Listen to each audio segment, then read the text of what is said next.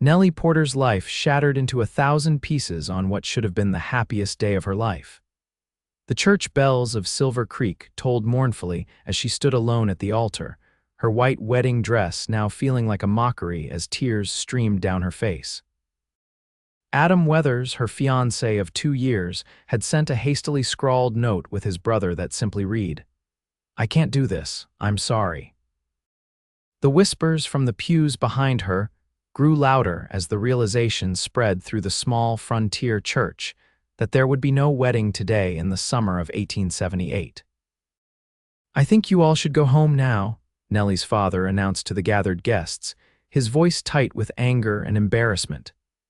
Nellie couldn't bear to meet anyone's eyes as she clutched her wilting bouquet of wildflowers, her shoulders shaking with silent sobs. As the church emptied, Nellie remained frozen at the altar, unable to process the humiliation. Her mother approached, placing a gentle hand on her shoulder. "Come, dear, let's get you home." "No," Nellie whispered, finally finding her voice. I can't face anyone right now." The thought of walking back through town, past the pitying stares of everyone who had witnessed her abandonment, was unbearable. "I'll take that walk with you, madam," came a deep voice from the back of the church. Nellie turned, blinking through her tears to see a tall figure silhouetted in the doorway. As he stepped forward into the shaft of sunlight streaming through the stained glass, she recognized Clayton Reed, a cowboy who worked at the neighboring ranch. She'd seen him around town occasionally, but had never spoken more than a few words to him. His hat was in his hands, respect evident in his posture. "I've got my wagon out back," he continued, his blue eyes kind beneath the brim of his worn Stetson. "I can take you wherever you need to go, away from prying eyes." Nellie hesitated, looking to her parents. Her father's face was tight with suspicion, but her mother gave a small nod. "Thank you, Mr. Reed," Nellie managed, her voice barely audible. "I would appreciate that." Clayton nodded, placing his hat back on his head. "Whenever you're ready, Miss Porter." Nellie took a deep breath, gathering what remained of her dignity. She carefully removed her veil and handed it to her mother. "I'll come home later," she promised. "I just need some time." Outside, Clayton helped her into his wagon with a gentleness that surprised her. He climbed up beside her, taking the reins without asking where she wanted to go. They rode in silence through the back streets of Silver Creek, avoiding the main thoroughfare where townsfolk would be gathered. "I'm sorry about what happened," Clayton said finally, breaking the heavy silence. "A man who'd leave a woman like you standing alone isn't worth your tears." Nellie clutched her hands in her lap, the wedding band she never got to receive conspicuously absent. "I thought he loved me," she whispered. "Some men don't know what love is," Clayton replied, his eyes fixed on the road ahead. "Others are just too cowardly to face it." The wagon rolled past the edge of town, and Nellie felt her breathing ease as they entered the open country. The sprawling Wyoming landscape stretched before them, the distant mountains standing sentinel against the vast blue sky. For the first time that day, Nellie felt the vice grip around her chest loosen slightly. "Where are we going?" she asked, suddenly realizing she had no destination in mind. Clayton glanced at her. "There's a spot by Miller's Creek I go to when I need to think. It's peaceful, nobody around for miles. Thought you might appreciate some quiet." Nellie nodded, grateful for his understanding. They traveled in companionable silence, the rhythmic clip-clop of the horses' hooves lulling Nellie into a state of temporary calm. The simple act of putting physical distance between herself and the church eased some of her pain. The creek came into view, a silver ribbon winding through the golden prairie grass. Clayton guided the horses to a shady spot beneath a cluster of cottonwood trees, where the water pooled in a tranquil bend. "Here we are," he said, setting the brake and jumping down. He came around to offer Nellie his hand, but she hesitated, looking down at her elaborate wedding dress.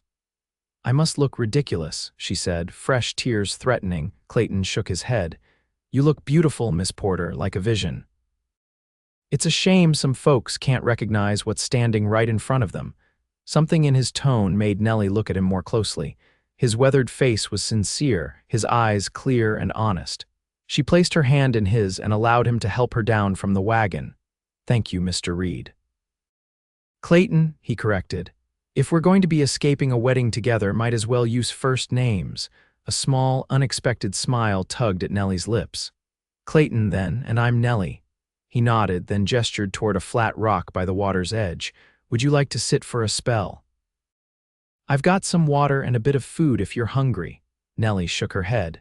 Just sitting would be nice. They settled by the creek, Nellie carefully arranging her dress around her. The sound of water flowing over rocks and the gentle rustling of leaves overhead was soothing. How did you happen to be at the church? Nellie asked suddenly. You weren't on the guest list. Clayton looked slightly embarrassed. I was delivering a message to Reverend Taylor when I overheard the commotion, thought I might be able to help. You were just passing by and decided to rescue a jilted bride. Nellie's voice held a touch of skepticism. Something like that, Clayton admitted, though I wouldn't call it a rescue, more like offering a friend when one was needed. We're hardly friends, Mr. Reed Clayton. We've barely spoken before today. He looked out across the water. True enough, but sometimes strangers make the best listeners, no expectations, no judgment. Nellie considered this. And what would you listen to? My tale of foolishness. How I believed a man who swore he loved me only to leave me standing alone on what should have been the happiest day of my life.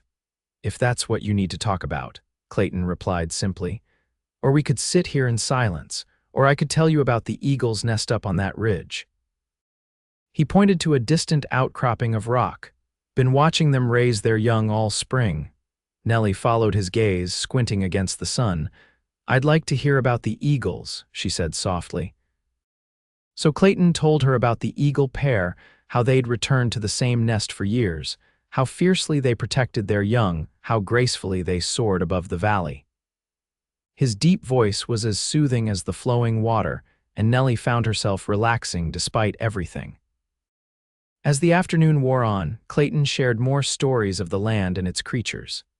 He spoke of wolf packs in winter, wildflower blooms in spring, and the great migrations of buffalo he'd witnessed as a younger man. Nellie listened, grateful for the distraction from her own thoughts. You know a lot about this land, she observed. Clayton nodded. Been riding it since I was 12. Started as a ranch hand over at the Morgan place, worked my way up to foreman at Saddleback Ranch. It gets in your blood after a while. I've lived in Silver Creek all my life, but I've never seen half the things you're describing, Nellie admitted. That's because you've never had the right guide, Clayton replied with a small smile. There's a whole world beyond the town limits most folks never see. As the sun began its descent toward the horizon, painting the sky in shades of pink and gold, Nellie sighed. I suppose we should head back. My parents will be worried. Clayton nodded, rising to his feet and offering his hand once more. Whenever you're ready. As they drove back toward town, Nellie felt a strange sense of calm. The heartbreak was still there, raw and painful, but somehow the vast open spaces had put her humiliation into perspective. Thank you, she said as the first buildings of Silver Creek came into view. For today. For the distraction. Clayton adjusted his hat. It was my pleasure, Nellie. Sometimes life takes unexpected turns, but that doesn't mean they're all for the worse. I'm not sure I can believe that just yet, she admitted. You will, he said with quiet confidence. And if you ever need another walk or ride away from it all, you know where to find me. As they pulled up to the Porter family home, Nellie saw her mother watching anxiously from the window. Will you come in? My parents would want to thank you properly. Clayton shook his head. Another time, perhaps. I think you need to be with your family now. Nellie nodded, understanding. He helped her down from the wagon one last time, his strong hands steady and respectful. Goodbye, Clayton Reed, she said, suddenly reluctant to part ways with this man who had shown her unexpected kindness on the worst day of her life. It's not goodbye, Nellie Porter, he replied, his blue eyes crinkling at the corners. Just see you soon. As Nellie watched him drive away, she felt something stir within her, not love, not yet, but a small spark of possibility where before there had been only despair. With a deep breath, she turned toward her home, ready to face whatever came next. 2 weeks passed since Nellie's wedding day disaster. She had barely left the house, unable to face the town's gossip and pitying glances. Her mother had been patient but was growing concerned about Nellie's isolation. "You can't hide forever, dear," she said one morning as they sat at the breakfast table. "Perhaps we could visit your aunt in Denver for a while, give people something else to talk about." Nellie stirred her tea absently. "Running away won't help, Mother. This is my home." Her father lowered his newspaper. "That's my girl. Porter women don't run from trouble." He cleared his throat awkwardly. "Though I did hear the Reed boy has been asking after you." Nellie felt her cheeks warm. "Clayton, he was just being kind. He's a good man," her father continued. "Foreman at Saddleback now, I hear, started with nothing and worked his way up. Respectable." "Thomas," her mother chided, "Nellie's heart is still mending. This isn't the time." Nellie stood abruptly. "I think I'll go into town today. We need sugar, don't we?" Her mother's surprise was evident. "Well, yes, but I could send for it." "No, I'll go," Nellie insisted. "I can't hide forever, as you said." An hour later, Nellie walked down Silver Creek's Main Street, her head held high despite the fluttering in her stomach. She felt eyes on her from every direction, from the millinery shop where Mrs. Winters pretended to arrange hats, from the group of men outside the saloon who fell silent as she passed, from the women gathered at the well who whispered behind their hands. Nellie kept walking, focusing on the general store at the end of the street. Just as she reached it, the door swung open and Adam's sister Harriet stepped out. Both women froze.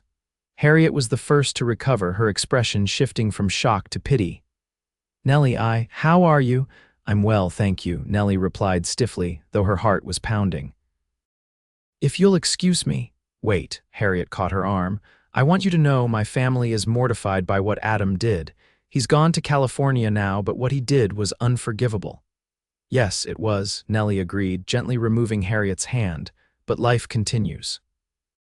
She stepped around Harriet and entered the store, breathing deeply to steady herself. The storekeeper, Mr. Jenkins, looked up in surprise. "Miss Porter, good to see you out and about."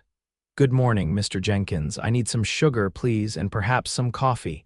As Mr. Jenkins busied himself with her order, the bell over the door jingled. Nellie turned to see Clayton Reed stepping inside, removing his hat as he crossed the threshold. Their eyes met, and he stopped short.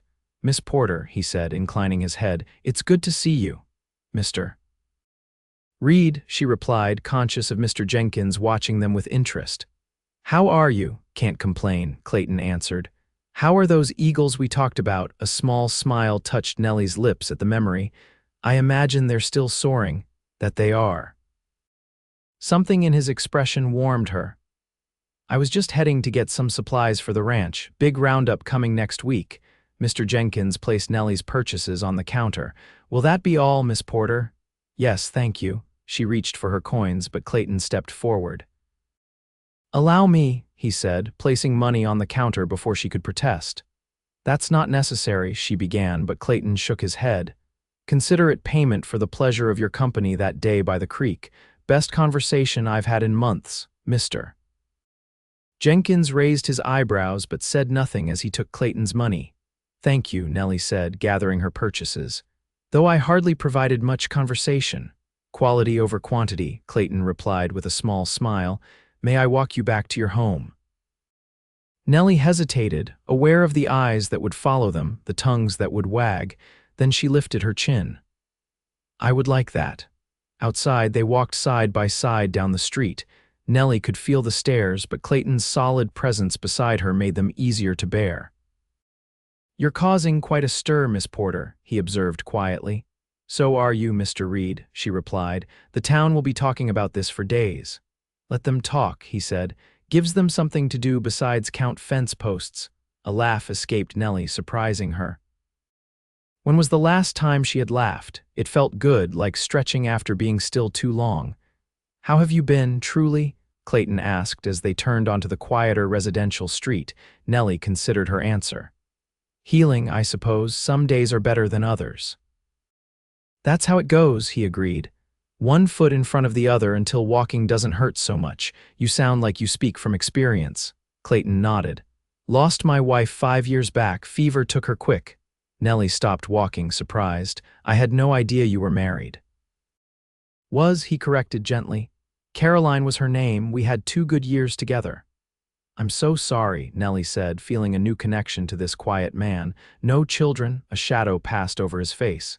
She was carrying our first when she got sick, lost them both in the same day. Nellie's heart ached for him. How did you bear it? One day at a time, he replied. Found work that kept me moving, land that kept me grounded. Eventually, the pain dulled enough that I could remember the good without drowning in the bad.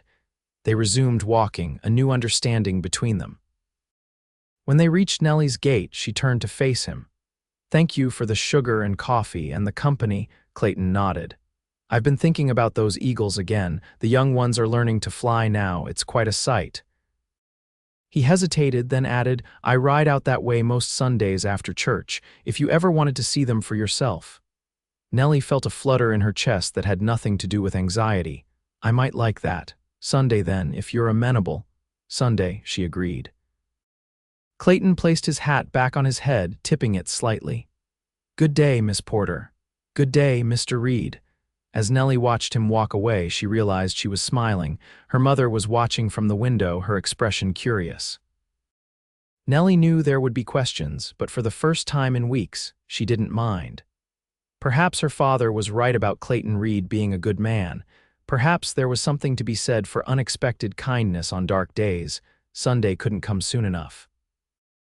Sunday dawned clear and bright, the Wyoming sky an endless expanse of blue.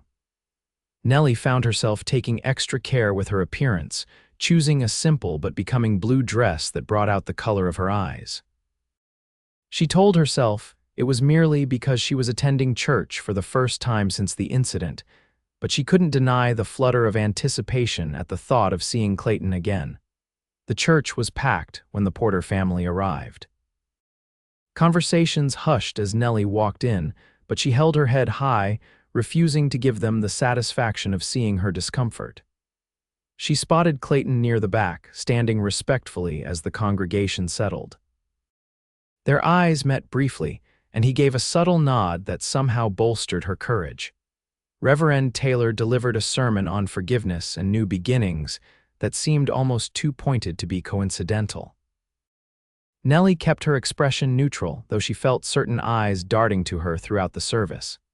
When it ended, she steeled herself for the inevitable interactions. Mrs. Winters was the first to approach, taking Nellie's hands in hers. My dear, how wonderful to see you. We've all been so concerned. Thank you for your concern, Mrs. Winters, but I'm quite well, Nellie replied with practiced grace.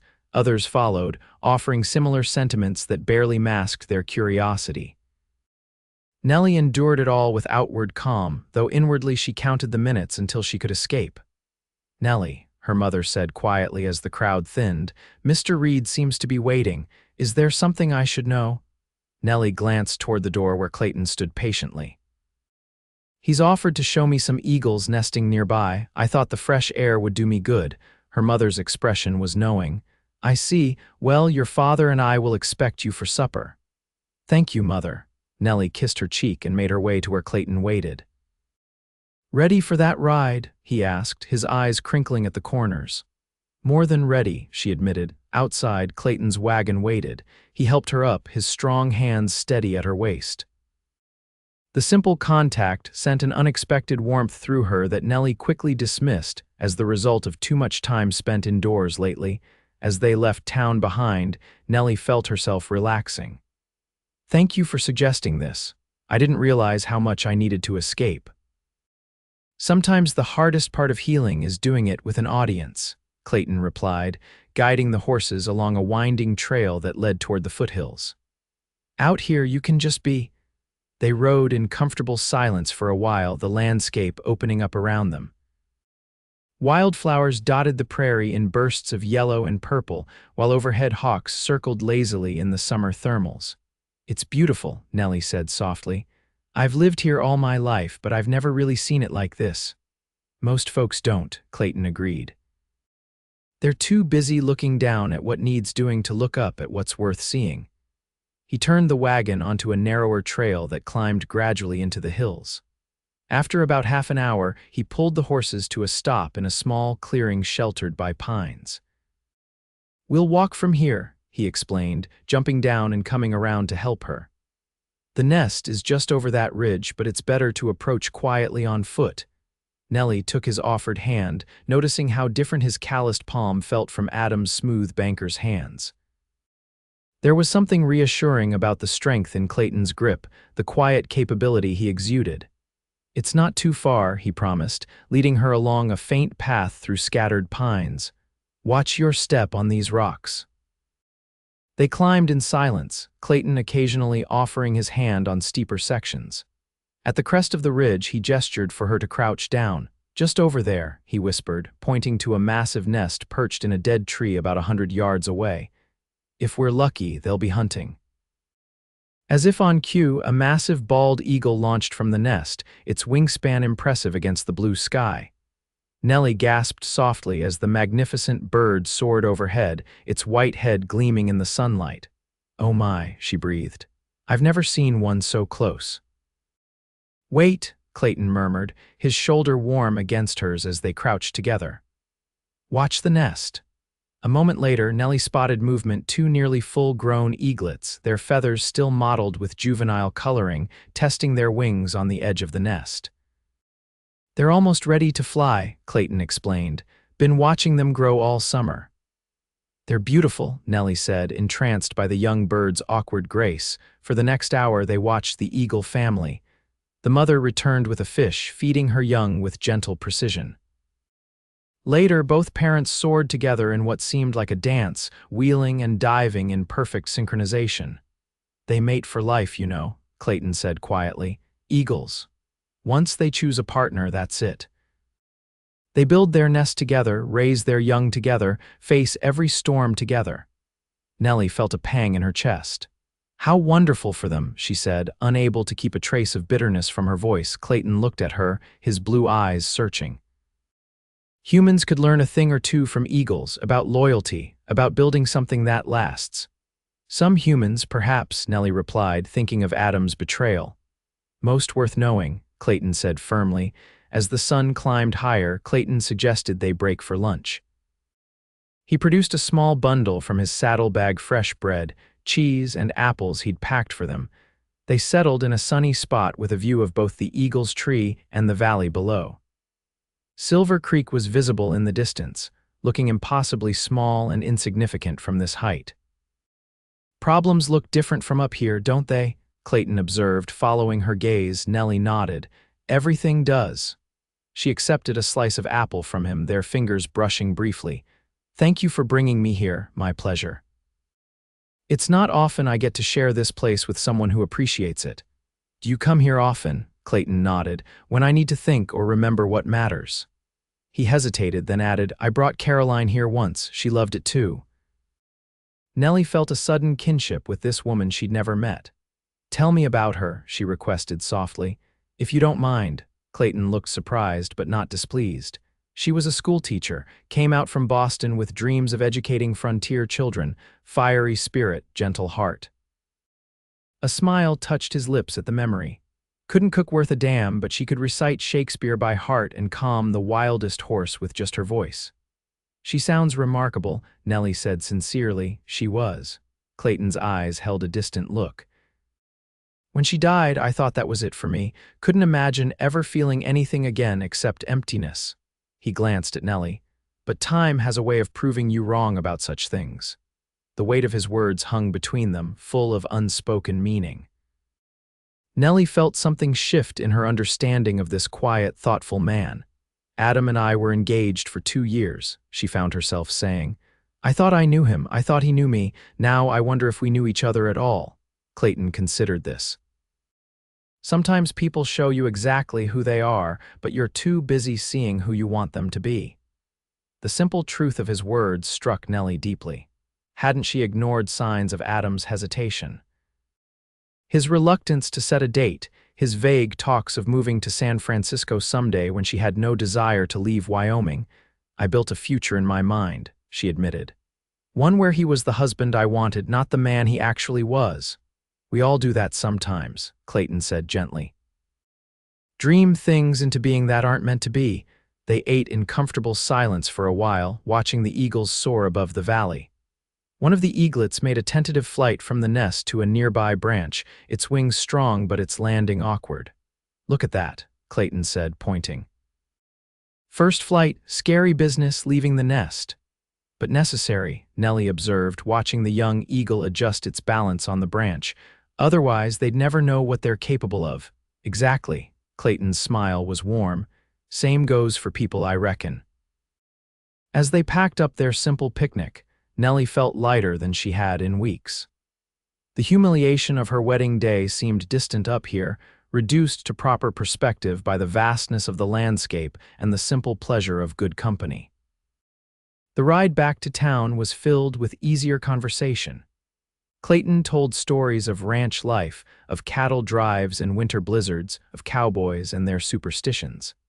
Nellie found herself laughing more than once at his dry humor and keen observations.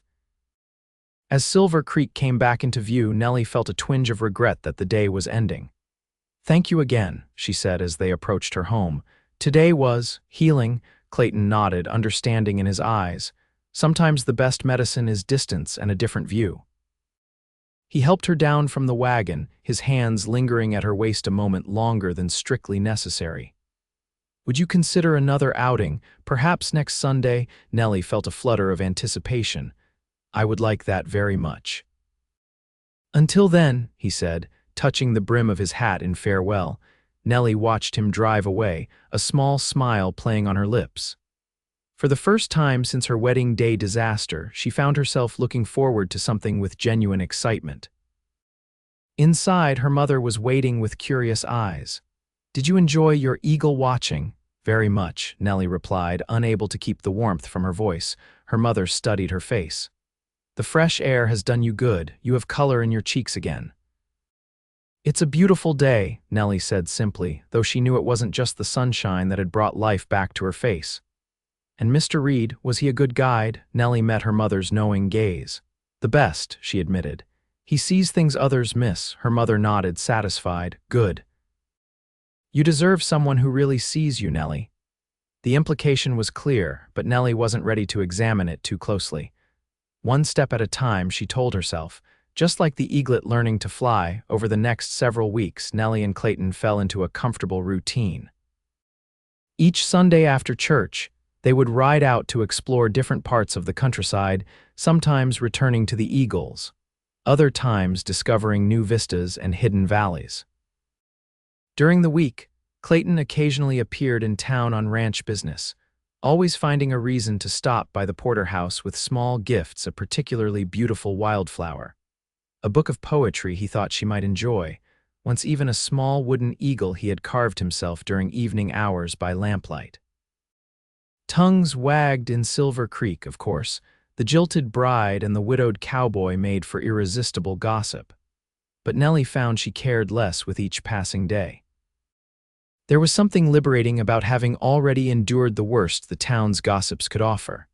Nothing they whispered now could hurt her as much as Adam's abandonment had. On a golden afternoon in late August, Clayton arrived with an unexpected proposal. "The county fair starts tomorrow in Laramie," he said as they sat on the Porter's front porch.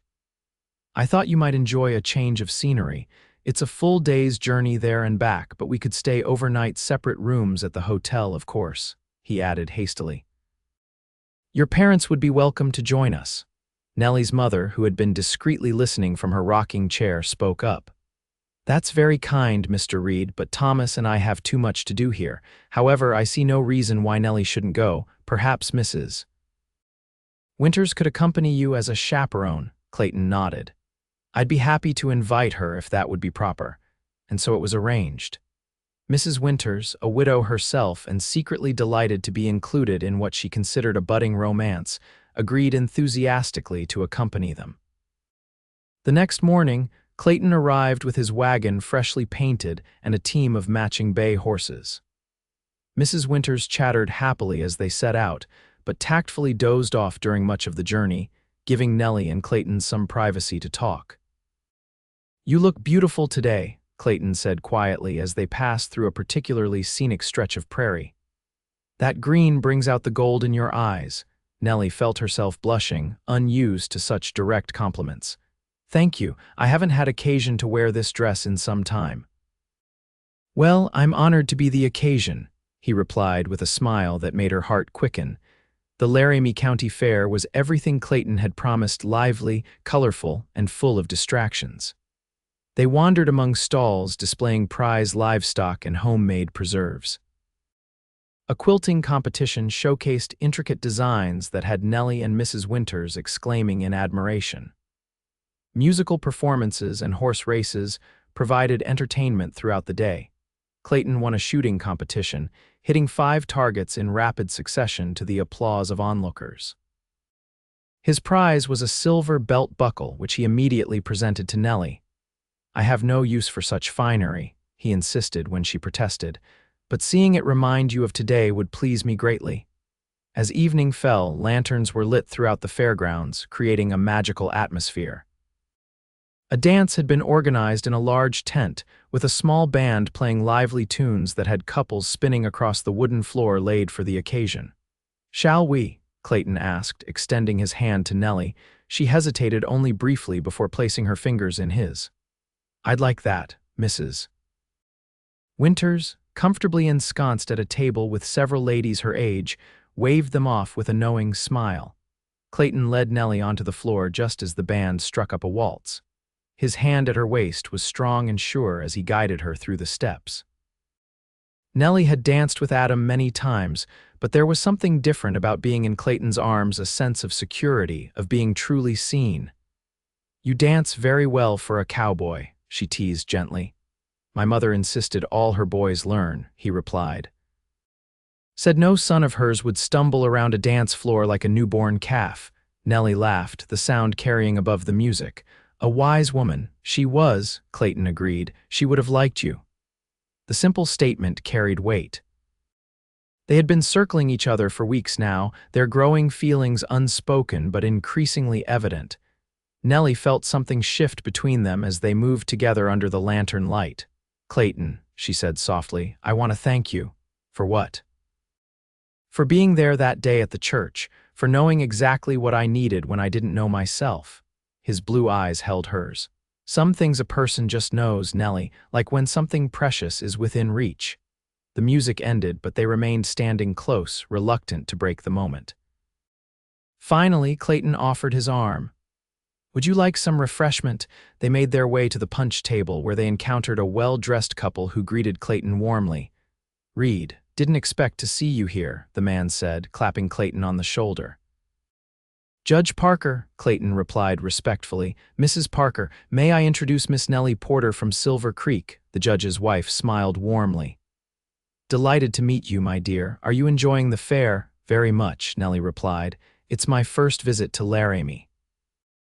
"And how do you know our Clayton?" Mrs. Parker asked, her eyes twinkling. Before Nellie could answer, the judge broke in. "Say, Reed, have you given any more thought to that offer? Time's running short and we need an answer soon." Clayton shifted uncomfortably. "I'm still considering it, Judge." "It's a big decision." "What offer?" Nellie asked, curious. The judge looked surprised. "You haven't told her. The territorial governor has appointed Reed here as the new marshal for Sweetwater County. Been trying to convince him to accept for weeks now." Nellie looked at Clayton in surprise. "Marshal, you're leaving the ranch." "Nothing's decided," Clayton said quickly. "As I said, I'm still considering the position." An awkward silence fell. Mrs. Parker, sensing tension, smoothly changed the subject, but the moment had been disrupted. As they rejoined Mrs. Winters, Nellie felt a chill that had nothing to do with the evening air. Clayton was considering a new position, one that would take him away from Silver Creek, away from her, and he hadn't mentioned it once during their many outings together. Later, as they walked to the hotel where rooms had been arranged, Nellie found herself uncharacteristically quiet. "You're upset," Clayton observed as Mrs. Winters walked ahead of them. "I'm surprised," Nellie corrected. "You never mentioned being offered such an important position." Clayton sighed. "I was going to tell you, but the timing never seemed right. We've spent every Sunday together for weeks," Nellie pointed out. "There were plenty of opportunities." "I know," he admitted. "I suppose I was hoping to have made my decision before discussing it with you." "And what is your decision?" They had stopped walking, standing in the pool of light cast by a street lamp. Clayton's face was serious as he studied her. "That depends," he said quietly. "On what?" "On whether I have a reason to stay in Silver Creek." The implication hung in the air between them. Nellie's heart pounded as she met his gaze. "Is that fair?" she asked softly, "to place such a decision on my shoulders?" "No," he admitted, "it isn't. The truth is, Nellie, I've been offered a good position with good pay and the chance to make a difference. By all rights, I should take it without hesitation. But in these past weeks, something has changed for me, something I didn't expect." He took a deep breath. "I find myself looking forward to Sundays more than any other day. I find myself thinking of you when I should be focusing on work.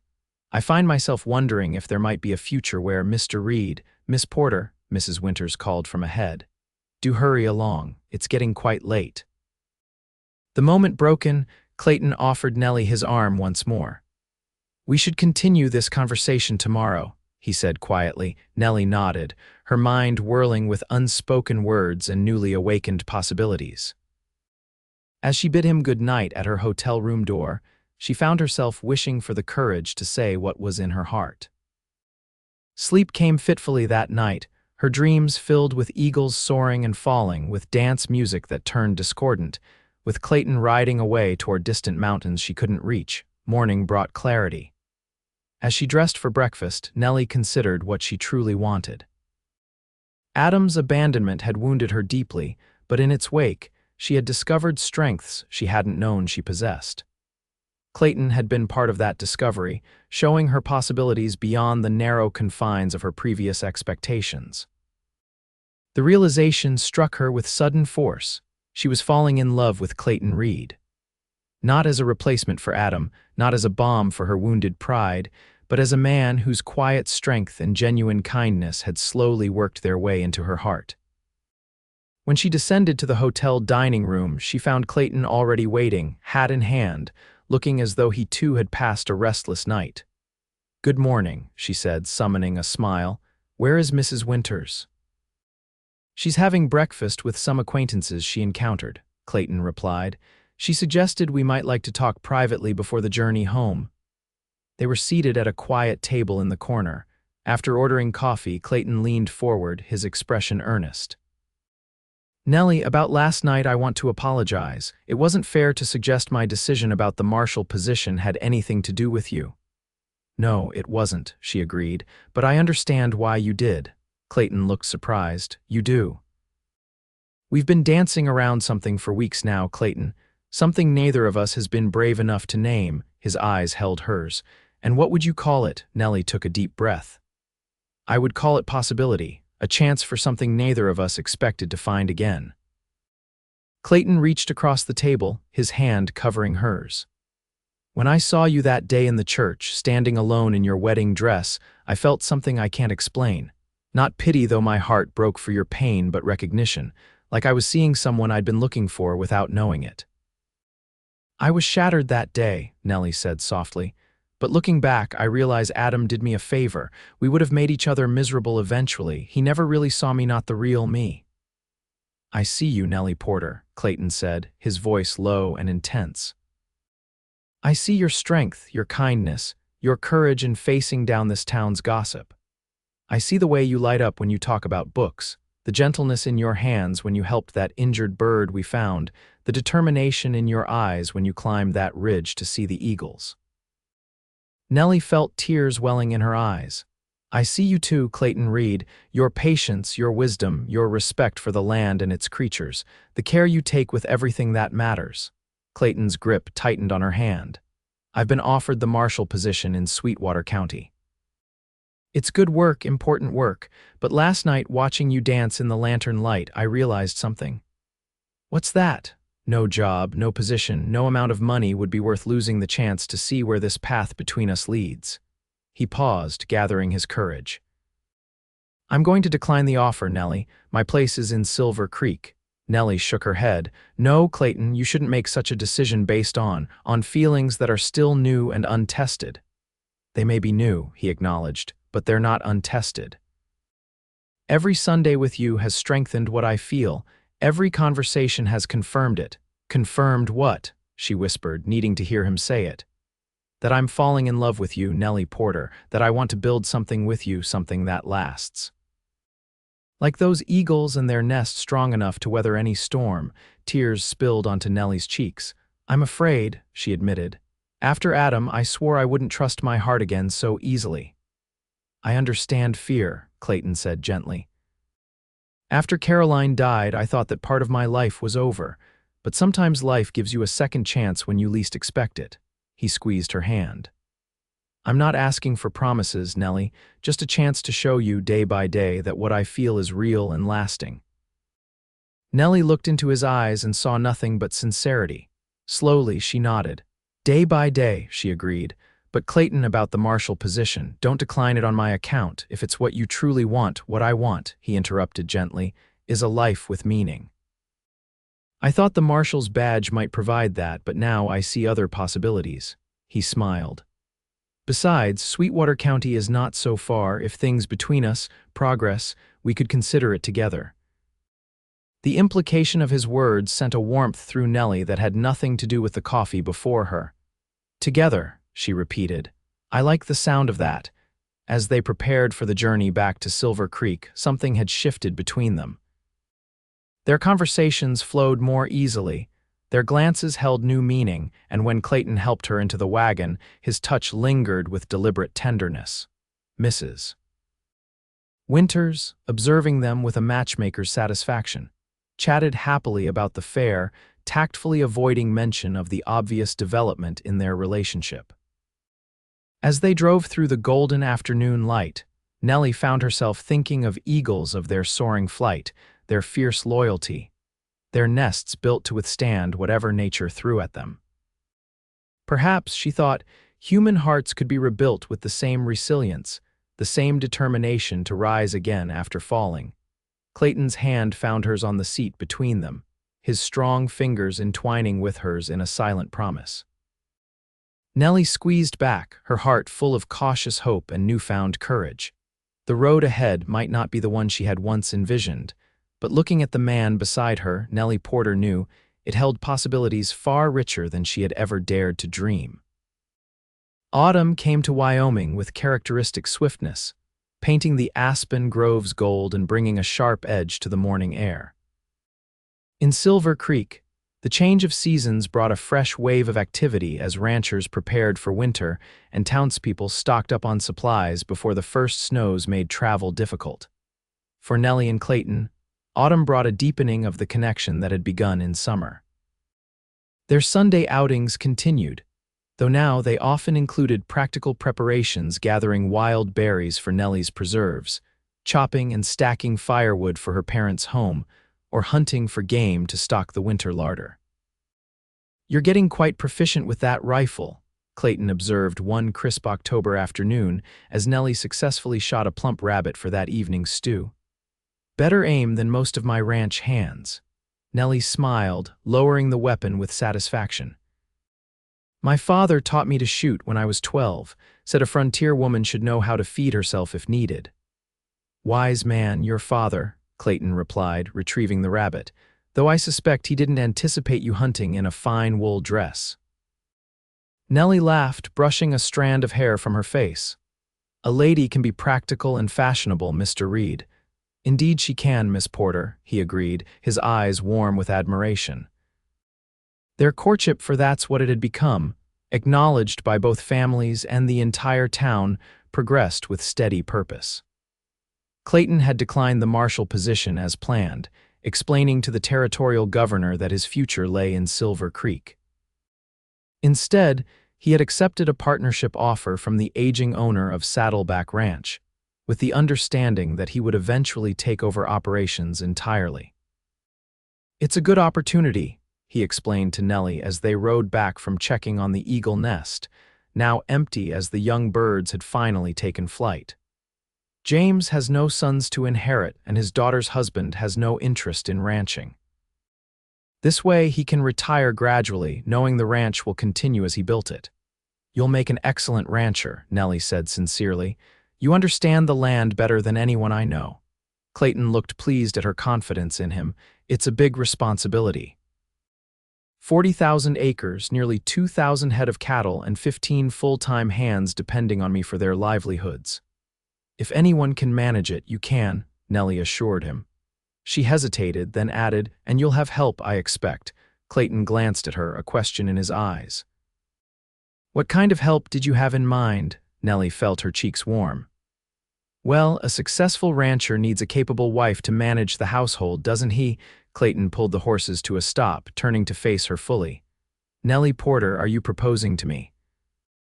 Certainly not, she replied primly, though her eyes danced with amusement. I'm merely making an observation about successful ranching operations. Clayton laughed, the sound echoing across the open countryside. Well, as it happens, I've been giving considerable thought to that very subject. Have you indeed? Yes, he said, his expression growing serious. In fact, I've been carrying something with me for weeks now, waiting for the right moment. He reached into his pocket and withdrew a small leather pouch. I was thinking Christmas might be appropriate, but since you've raised the topic. Nellie's heart began to race as Clayton opened the pouch and tipped a ring into his palm. It was a simple gold band set with a small but perfect diamond that caught the autumn sunlight. It was my mother's, he explained. My father gave it to her when they homesteaded here before Wyoming was even a territory. It's not fancy, but it's beautiful, Nellie interrupted, her voice thick with emotion. Clayton took her hand in his. Nellie Porter, these past months have shown me that life can offer second chances to those brave enough to take them. You've brought light back into my world when I thought the darkness would last forever. He paused, gathering his courage. I love you, Nellie. Would you do me the honor of becoming my wife? Tears filled Nellie's eyes as she looked at this good, steady man who had appeared in her life when she needed him most. Yes, she whispered. Yes, Clayton Reed, I will marry you. His face broke into a smile of such joy that it took her breath away. With gentle hands, he slipped the ring onto her finger, then leaned forward to place a tender kiss on her lips there first, but filled with the promise of many more to come. I love you, she said as they parted, the words she'd been holding in her heart finally finding voice. I think I've loved you since that day by the creek when you showed me the eagles. Clayton touched her cheek gently. I've loved you since I saw you standing alone in that church, facing the worst day of your life with courage I could only admire. They rode back to town hand in hand, their future spreading before them like the vast Wyoming sky boundless with possibility. The news of their engagement spread through Silver Creek with predictable speed. Most reactions were positive. The townsfolk had watched their courtship with approval, many finding poetic justice in the abandoned bride finding happiness with a man of superior character to her former fiancé. Nellie's parents were genuinely delighted. Her father had come to respect Clayton's work ethic and integrity, while her mother appreciated his gentle manner and obvious devotion to her daughter. You've chosen well this time, her father said gruffly when Clayton formally asked for his blessing. A man who works the land has substance that no bank ledger can measure. Plans for a spring wedding began in earnest. Nellie, determined that this wedding would be different in every way from her previous attempt, suggested a simple ceremony at Saddleback Ranch rather than the church in town. I want to begin our life together in the place that will be our home, she explained to Clayton. Under the open sky with the land we both love as our witness. Clayton, who had been dreading the thought of standing in the same church where Adam had abandoned Nellie, readily agreed. Spring on the ranch is beautiful. The wildflowers will be blooming, and the new calves will be frolicking in the meadows. As winter descended on Wyoming, bringing short days and long, cold nights, Nellie found unexpected joy in the season she had always found most challenging. Evenings by the fire with Clayton, planning their future together, had a warmth that went beyond the physical. They discussed everything from the color of curtains for the ranch house to how many children they hoped to have. I'd like a large family, Clayton admitted one snowy evening as they sat in the Porter's parlor. Growing up with 3 brothers taught me the value of having people to rely on. I always wished for siblings, Nellie confessed. Being an only child was lonely sometimes. She hesitated, then added softly, I'd like to have children soon if we're blessed that way." Clayton's eyes darkened with emotion. "After losing Caroline and our child, I never thought I'd have the chance to be a father," he said. "The idea of having a family with you, Nellie, it's more than I dared hope for." Christmas brought their first significant disagreement when Clayton presented Nellie with the deed to a small parcel of land adjacent to the ranch house. "It's for your garden," he explained as she unrolled the document with confusion. "You mentioned wanting to grow vegetables and flowers, so I had the surveyor mark off 2 acres with the best soil and water access." Nellie stared at him. "You bought me land for Christmas." "Not exactly bought, it's part of the ranch already. I just had it legally designated as yours personally. No matter what happens, that land belongs to you alone."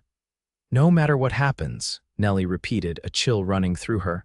"What do you imagine happening, Clayton?"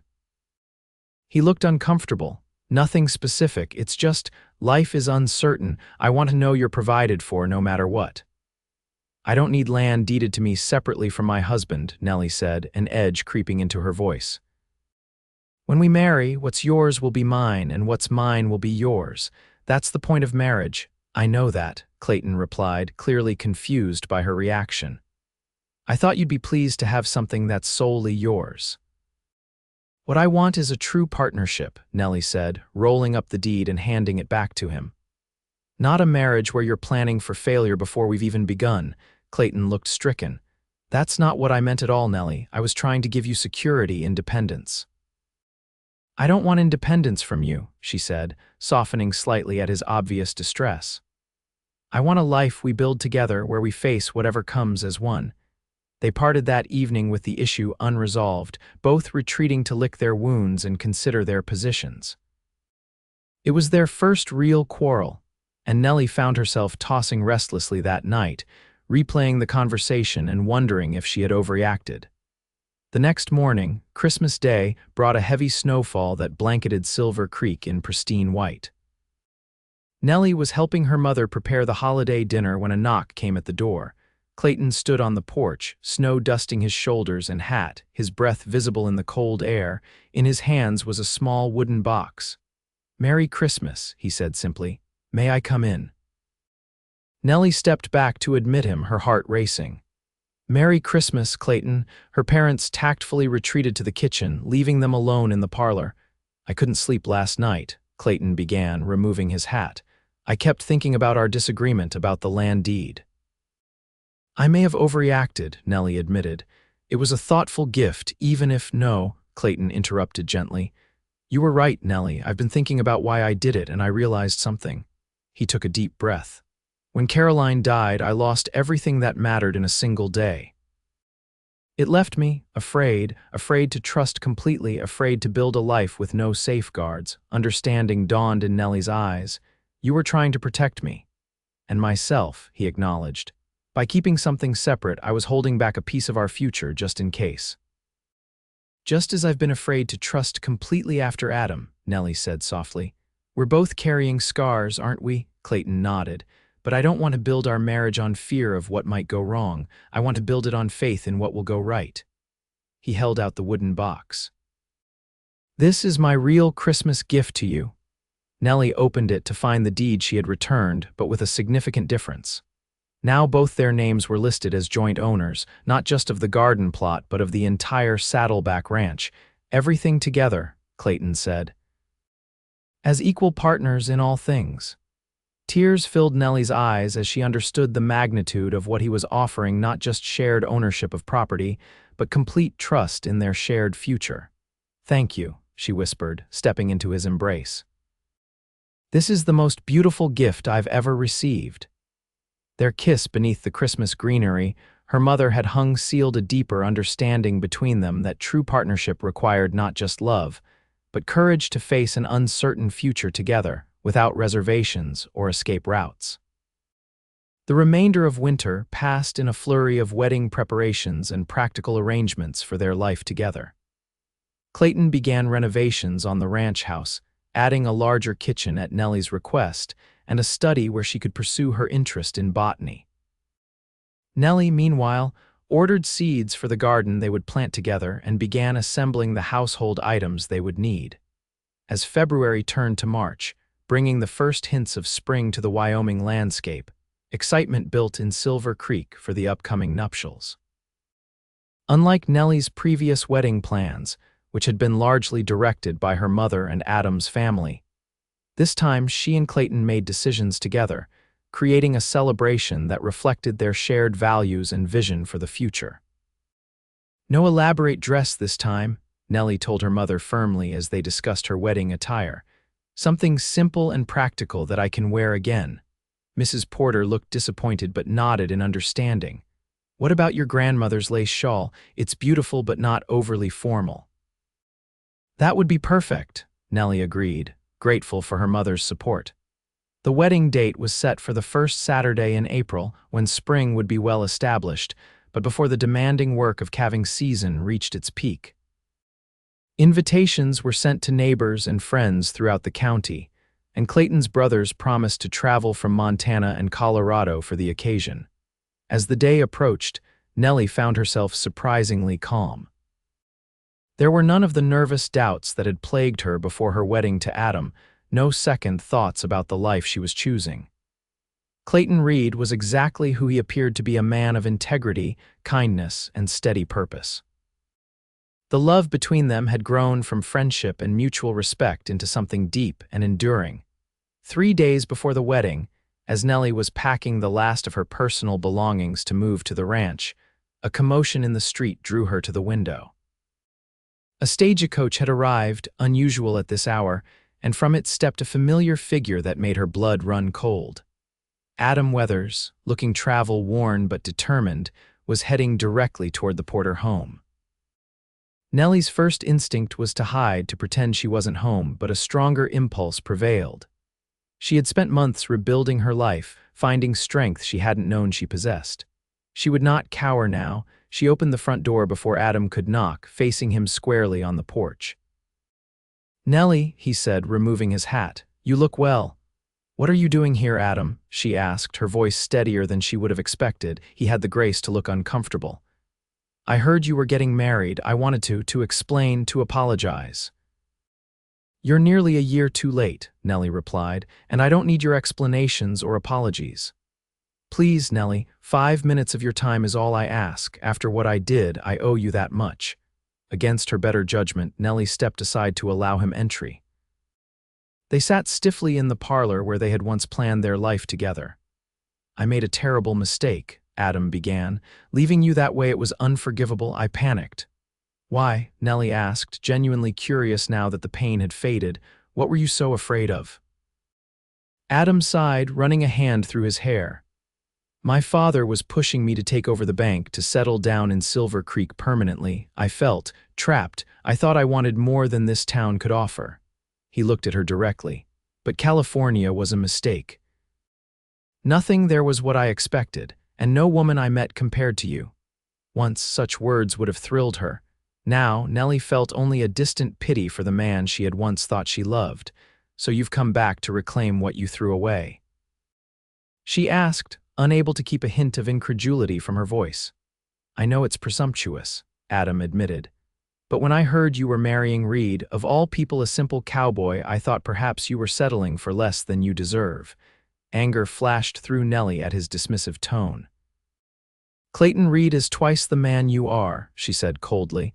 "He has more integrity, more kindness, and more courage in his little finger than you have in your entire body." Adam looked taken aback by her vehemence. "You've changed, Nellie." "Yes, I have," she agreed. "Being abandoned at the altar will do that to a person. It was the most humiliating day of my life, but now I see it was also the most fortunate." "You don't mean that." "I do," Nellie said with absolute certainty. "If you hadn't left me that day, I would never have found my way to Clayton. I would never have discovered what real love feels like, love based on respect and trust, not just convenience and social expectations." Adam's face hardened. "So there's no chance for us? You won't even consider?" "There's nothing to consider," Nellie interrupted. "I'm marrying Clayton on Saturday, and it's the surest decision I've ever made." A throat cleared from the doorway, and they both turned to see Clayton standing there, his expression carefully controlled. "Forgive the interruption," he said, his eyes fixed on Adam. "Mrs. Porter said I could find Nellie in here." Nellie rose immediately, going to Clayton's side. "Clayton, this is Adam Weathers. Adam, my fiancé, Clayton Reed." The two men sized each other up. Adam, with his city clothes and smooth hands, seemed suddenly diminished next to Clayton's weathered strength and quiet confidence. "Weathers," Clayton acknowledged with a curt nod. "Bit late for a social call, aren't you?" Adam flushed. "I was just leaving." "Congratulations on your upcoming nuptials." "Thank you," Clayton replied evenly. "We're looking forward to our life together." The emphasis he placed on "together" was subtle but unmistakable. Adam reached for his hat, nodding awkwardly to Nellie. "I wish you happiness, Nellie, truly." After he left, Nellie let out a breath she hadn't realized she was holding. "How much did you hear?" "Enough," Clayton replied, his expression softening as he looked at her. "Enough to know I'm the luckiest man in Wyoming." Nellie stepped into his embrace, drawing strength from his solid presence. "I meant every word," she whispered against his chest. "I know," he said, pressing a kiss to her hair. "That's why I love you." The encounter with Adam, rather than disrupting their plans, seemed to crystallize for Nellie all the reasons she was making the right choice. As she fell asleep that night, she felt a profound gratitude for the twisted path that had led her to this moment, poised on the threshold of a life with a man who truly saw her, valued her, and loved her for exactly who she was. The morning of April 7, 1879, dawned clear and bright, with a gentle breeze carrying the scent of spring across the rolling hills of Saddleback Ranch. As promised, wildflowers dotted the meadows with splashes of yellow, purple, and white, while new calves frolicked under the watchful eyes of their mothers. In the ranch house, transformed for the occasion with fresh paint and new curtains, Nellie prepared for her wedding day with a tranquility that surprised even her. Her mother and Mrs. Winters fussed around her, arranging her hair and adjusting her dress, a simple creation of ivory silk with delicate embroidery at the collar and cuffs. "You look radiant, dear," her mother said, carefully draping the heirloom lace shawl around Nellie's shoulders. "Absolutely beautiful." Nellie smiled at her reflection in the mirror. There was a glow about her that had nothing to do with the spring sunshine streaming through the window and everything to do with the certainty in her heart. "Are you nervous at all, Mrs. Winters asked as she pinned a sprig of wildflowers into Nellie's upswept hair. "Not in the slightest," Nellie replied truthfully. "I've never been more certain of anything in my life." Outside, guests were gathering in the meadow where a simple arch had been constructed, covered with early spring greenery and more wildflowers. Chairs had been arranged in rows, and Clayton's ranch hands, dressed in their Sunday best, ushered people to their seats. Clayton waited by the arch with the pastor, his brothers standing beside him as his groomsmen.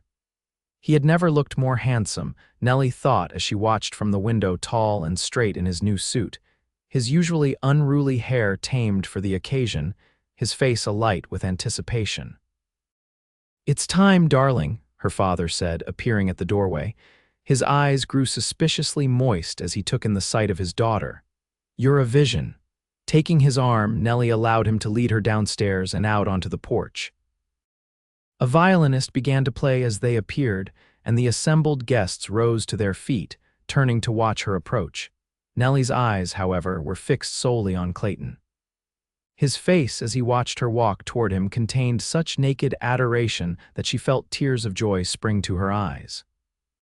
This, she thought, was how a bride should feel, not anxious or uncertain, but absolutely secure in the love and commitment awaiting her. When they reached the arch, her father placed her hand in Clayton's with solemn dignity. "Take care of my girl," he said, his voice gruff with emotion. "With my life," Clayton promised. The ceremony itself was brief but deeply meaningful. They had written their own vows, simple declarations of love and commitment that needed no embellishment. "Nellie," Clayton said, his voice steady as he held her hands in his. "When I found you that day, standing alone in your sorrow, something told me our paths were meant to cross." Every day since has confirmed what my heart knew immediately, that you are the bravest, strongest, most beautiful soul I've ever known. I promise to love you through all seasons, to build our life together with patience and purpose, to cherish every moment we're granted, and to thank God every day for the second chance we've both been given. Tears flowed freely down Nellie's cheeks as she spoke her own vows. Clayton, you came into my life when I was at my lowest point and showed me there was still beauty in the world, still kindness, still hope. You helped me find strength I didn't know I possessed and courage I thought I'd lost. I promise to walk beside you through whatever lies ahead, to build our home and family with love and faith, to appreciate the small joys and weather the inevitable sorrows, and to love you more with each passing day for as long as we both shall live. When the pastor pronounced them husband and wife, Clayton's kiss was both tender and triumphant, a perfect beginning to their life together. The guests erupted in cheers and applause as they turned to face their community as Mr. and Mrs. Reed. The celebration that followed was everything they had hoped for, joyful, relaxed, and filled with good food, music, and dancing that continued well into the evening. As twilight fell, lanterns were lit around the meadow, creating a magical glow as couples continued to dance to the fiddle music that filled the air. "Happy, Mrs. Reed?" Clayton asked as they swayed together beneath the emerging stars. "Completely," Nellie replied, resting her head against his shoulder. "And you, more than I can express," he said, his arms tightening around her. "When I think of how close I came to declining the errand that took me to the church that day." "But you didn't," Nellie reminded him. "You were right where you needed to be, exactly when I needed you most." "And I always will be," Clayton promised, pressing a kiss to her forehead. As the last guests departed and the ranch hands began clearing away the remnants of the celebration, Clayton led Nellie toward the house, their home now, a symbol of the life they would build together. On the porch, he stopped suddenly. "I almost forgot," he said. "I have one more surprise for you." Taking her hand, he led her around to the back of the house where the plot they had designated for her garden lay waiting for spring planting. In the center stood a young tree, its slender trunk supported by stakes, a few brave green leaves unfurling on its branches. "An apple tree," Nellie said, touching one of the small leaves gently. "The first of many," Clayton explained. "I thought we could plant one each spring, marking the years of our marriage. By the time we're old, we'll have an orchard to show for our life together." Nellie's heart swelled with love for this man who thought in decades, who planned their life with such hopeful vision. "It's perfect," she whispered. "Absolutely perfect." Later, as they lay together in the quiet darkness of their bedroom, the enormity of the day's events washed over Nellie. From abandoned bride to beloved wife in the space of a year, a transformation she could never have imagined on that terrible day when Adam's note had shattered her world. "What are you thinking?" Clayton asked, his fingers tracing gentle patterns on her bare shoulder. "I'm thinking about eagles," she replied, "about how they mate for life, build their nests to last, face every storm together." Clayton smiled in the darkness, pulling her closer. "Like us." "Like us," Nellie agreed, laying her head on his chest where she could hear the strong, steady beat of his heart. "For life, Clayton Reed, for life." And as they drifted towards sleep in each other's arms, Nellie knew with bone-deep certainty that this was where she was always meant to be, not in a banker's mansion in town, not in some glittering city far away, but here on this land they both loved, with this man who had seen her at her most vulnerable and offered not pity but partnership, not rescue but respect. The path had been unexpected, painful at times, but it had led her home. 5 years passed, each season bringing new joys and challenges to the Reed family at Saddleback Ranch. The apple orchard that had begun with a single tree now boasted 5 healthy specimens, each one representing another year of their marriage. Beside the orchard, Nellie's garden had flourished into a productive plot that supplied vegetables for their table and flowers for their home. The ranch itself had prospered under Clayton's stewardship. With Nellie working alongside him as a true partner, they had expanded their operations, improved their breeding stock, and established Saddleback as one of the most respected ranches in the territory. When Wyoming gained statehood in 1890, the Reeds would be counted among its pioneering successes. But their greatest success, both would agree, was the family they had created. Their first child, a daughter they named Caroline Elizabeth, after both Clayton's first wife and Nellie's mother, had arrived just 10 months after their wedding, a healthy, robust baby with her father's blue eyes and her mother's determined spirit. 2 years later, they welcomed a son, Thomas James, named for Nellie's father and the former owner of Saddleback who had entrusted Clayton with his life's work. Thomas had his mother's golden brown hair and his father's quiet, thoughtful demeanor. And now, as spring blossomed once again across the Wyoming landscape, their family was set to grow once more. Nellie, 8 months pregnant with their third child, stood in the doorway of their home, watching as Clayton taught 4-year-old Caroline to ride her very first pony, a gentle, patient creature selected specifically for this purpose. "Keep your heels down, sweetheart," Clayton instructed, walking alongside the pony as it plodded around the corral. "That's it. You're a natural, just like your mama." Caroline's face was a study in concentration as she followed her father's instructions, her small hands gripping the reins with determination. "Am I doing it right, Papa?" "Perfect," Clayton assured her. "You'll be herding cattle before you know it." From the porch, 2-year-old Thomas watched with wide eyes, clearly eager for his turn to learn. "Me ride?" he asked, looking up at Nellie with hopeful eyes. "When you're a little bigger, like your sister," Nellie promised, smoothing his hair. "For now, you can help me with the new baby's quilt." Inside the house, spread across their sitting room table, was the nearly completed quilt Nellie had been working on for months, a pattern of stars and moons against a deep blue background, appropriate for either a boy or girl. Thomas loved to sort the colored scraps of fabric, a task that kept his small hands busy while developing his sense of color and pattern. As they worked together, Nellie glanced occasionally through the window, her heart full as she watched Clayton's patient instruction and Caroline's growing confidence. This life they had built together was everything she had ever wanted, though she hadn't known it until fate had brought them together on that painful day in the church. Silver Creek had changed over the years as well. The railroad had finally reached the town, bringing new settlers and opportunities. Adam Weathers had never returned after his brief appearance before their wedding. Last they heard, he had settled in San Francisco and married a shipping magnate's daughter. Nellie sometimes thought about how differently her life might have turned out had Adam not abandoned her that day. She would have been a banker's wife in town, hosting tea parties and sitting on charity committees, her world confined to the social circles of Silver Creek. Instead, she was a rancher's wife and partner, her days filled with meaningful work, her children growing up with the freedom of the open country, her marriage a true partnership of equals. That evening, as they sat on the porch watching the sunset paint the western sky in brilliant hues of orange and pink, Clayton's arm around her shoulders and their children playing nearby, Nellie felt a contentment so deep it brought tears to her eyes. "What is it, love?" Clayton asked, noticing her emotion.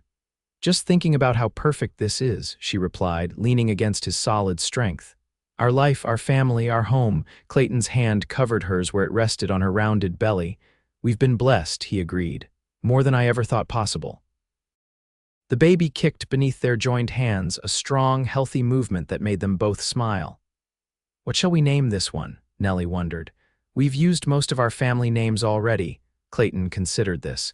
"If it's a boy, what about William, after my grandfather who first came west?" "William Reed," Nellie tested the name. "It has a nice strength to it, and if it's a girl," Clayton looked at her, his eyes soft in the fading light. "I was thinking maybe Grace, because that's what brought us together that day in the church, a moment of grace in the midst of sorrow." Tears spilled onto Nellie's cheeks as the rightness of it settled in her heart. "Grace," she repeated. "It's perfect." As darkness fell across the ranch, Clayton built a small fire in the pit they had constructed for summer evenings. The children, sleepy after their busy day, cuddled against their parents as Clayton told stories of the early days on the frontier, of brave settlers and the native peoples who had first loved this land. Later, after the children were tucked into bed with kisses and prayers, Clayton and Nellie stood together at their bedroom window, looking out at the moonlight silvering the landscape they both cherished. "You ever regret it?" Clayton asked quietly. Choosing this life, this land, with all its hardships and isolation, Nellie turned to face him, taking his weathered face between her hands. "Not for a single moment," she said with absolute conviction. "This is exactly where I'm meant to be, with exactly the right person beside me." Clayton gathered her into his arms, careful of her pregnancy. "When I walked into that church and saw you standing there alone, I had no idea I was witnessing the beginning of my own happiness," he said. "I just knew you deserved better than to walk that hard path by yourself." "I'll take that walk with you," Nellie quoted his words from that day. "And you have, Clayton, every step of the way." As they settled into bed, Nellie felt the baby shift and stretch within her. Soon there would be another Reed to join their family, another life to nurture and guide. The thought filled her with anticipation rather than fear, for she knew that whatever challenges lay ahead, she and Clayton would face them together like the eagles they had watched that summer day, soaring high above the troubles of the world, their nest strong enough to weather any storm. In the quiet darkness, with Clayton's arm draped protectively across her growing belly, Nellie offered a silent prayer of gratitude for unanswered prayers and unexpected blessings, for the heartbreak that had led to healing, and the moment of deepest despair that had opened the door to her greatest joy. Life, she had learned, didn't always follow the path you planned. Sometimes it led you down unexpected trails, through valleys of sorrow and over mountains of challenge. But with the right companion by your side, even the hardest journey could become a cherished memory, a chapter in the greater story of a life well lived and deeply loved.